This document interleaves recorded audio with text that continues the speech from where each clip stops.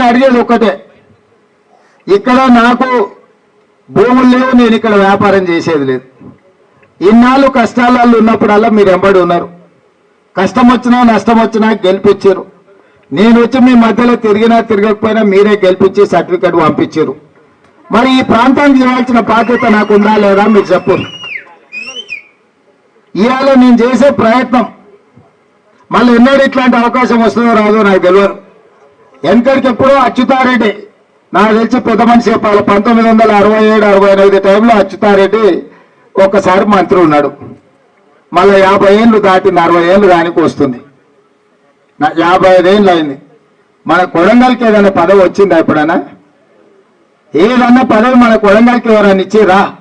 అది నందారం వెంకటయ్య గారు, నందారం సూర్యనారాయణ గారు, పెద్దలు గురునాథ్ రెడ్డి గారు 5 తూర్లు ఎమ్మెల్యే అయితే కూడా మనకేం అదనంగా పదవి ఇయ్యలే. మరి ఇవాళ వారు చైర్మన్ అయినరు, మీరు ఆశీర్వదిస్తే వారందరూ మా ముద్దప్ప అందరూ కష్టపడి చేస్తే ఇవాళ ఎమ్మెల్యే అయితే ఈ రాష్ట్రానికి మనం ముఖ్యమంత్రి అయినాం. అంటే ఇవాళ కొడంగల్కి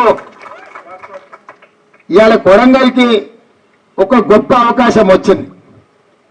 మొట్టమొదటి హైదరాబాద్ రాష్ట్రం ఏర్పడ్డప్పుడు బూరుగుల రామకృష్ణారావు మన మహబూబ్నగర్ జిల్లా నుంచి ముఖ్యమంత్రి ఉండే. మళ్ళీ ఏ అవకాశం మన దగ్గర చదువుకున్న లేరా, తెలుగులో లేరా అంటే జయపాల్ రెడ్డి గారు ఉండే, సమరసింహారెడ్డి గారు ఉండే, మన ప్రాంతం నుంచి విఠలరావు గారు ఉండే, మల్లికార్జున్ గారు చాలా సార్లు ఎంపీ ఎన్నికైనరు, వారు కేంద్రంలో కూడా మంత్రి అయినరు. కానీ మన ప్రాంతానికి కావలసినంత ప్రాధాన్యత రాలేదు, ఇవ్వాల్సిన గుర్తింపు ఇవ్వలేదు. మరి ఇవాళ మనకు ఒక అవకాశం వచ్చింది.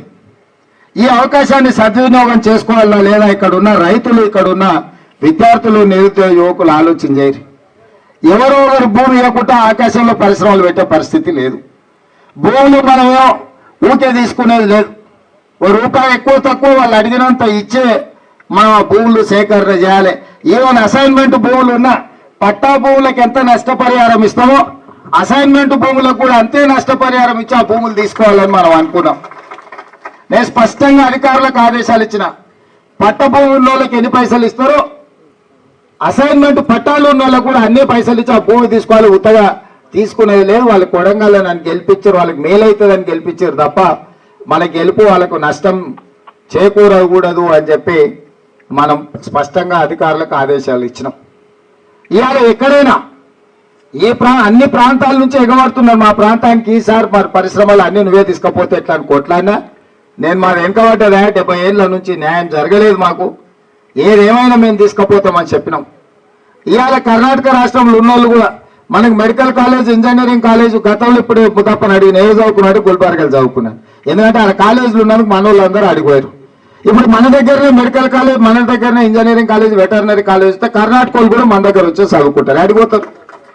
మన దగ్గర రావాలి.